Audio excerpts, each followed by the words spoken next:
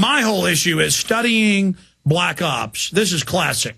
In case after case, even one day in September about the Munich bombing and the Olympics, at the end, they have the former head of German intelligence just go, oh, by the way, to free the Palestinian terrorist, we staged a hijacking of our own aircraft to exchange. I mean, they just admit false flag terror at the end of the film narrated by Michael Douglas. I mean, it won an Academy Award. They just put it out there at the end like it's no big deal. I've seen this so many times, it makes my head spin. The guy he acted like a mental deficient. Everybody said that. His dad's saying, you know, he's going to attack. He's at these training bases. Stop him. He doesn't get on the terror list. There's other people on board videotaping. He says there's another guy with a bomb.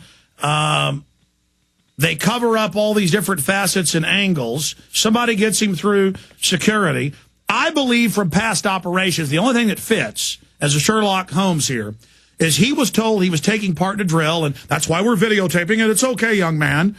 And whatever they put in his pants, he didn't know what it was going to do. We know when 7/7, they'd hired some of the guys to be part of drills. There was a drill of the exact same location, exact same time, exact same place being attacked. That's 20-something Trent-Gillian. We had an actuary done on it. 1 out of 20-something Trent-Gillian. I forget the exact numbers. I think 1 out of 23 Trent-Gillian. That's trillions of times all the grains of sand in all the world. And it's nearing infinity. But I know, Kurt, you like to stick to the facts, being vindicated, but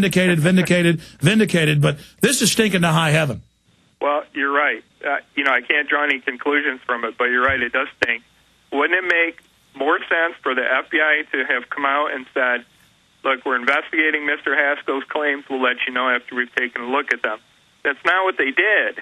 They came out and said, basically, I'm a liar, refused to show me the video. To me, they should have showed me the video from the start so I could identify this man and taken the investigation from there. They didn't do that either. Why not?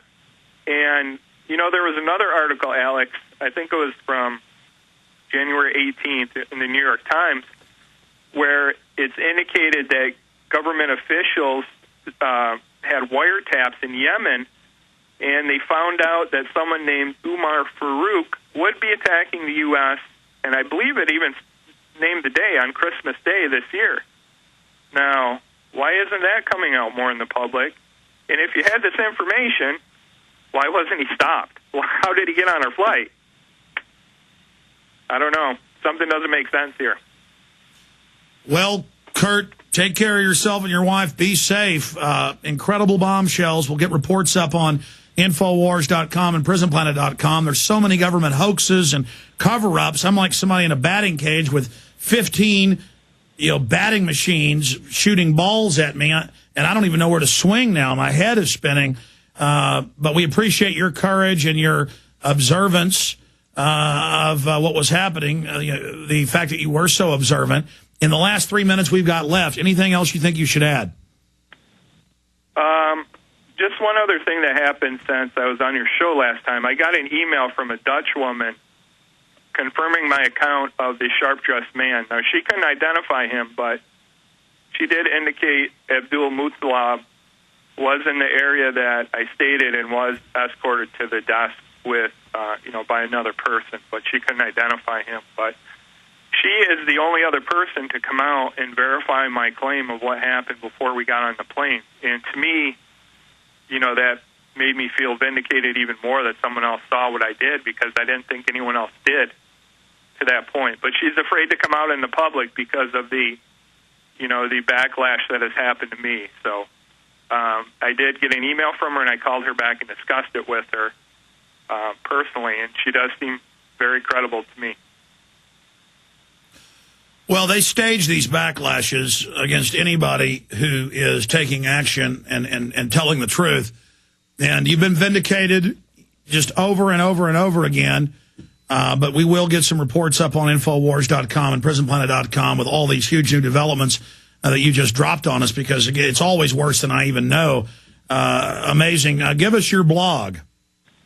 Yeah, my blog is my last name, Haskell, Haskell, and then family, all one word, HaskellFamily.com. blogspot.com, and it's really my wife's blog, but I post on there too, and we're always putting updates on the stories on there continually. Great. We'll grab some of the info off that and post it in an article we're writing. Have you posted this information there yet? I believe we have. We're continually putting updates on the page, so I think everything I said in the show today, you can go back on the blog and read. Kurt Haskell, great job, my friend. God bless you. We'll talk to you again soon. Anytime, Alex. Thanks for having me. Thanks for coming on. There goes Kurt Haskell.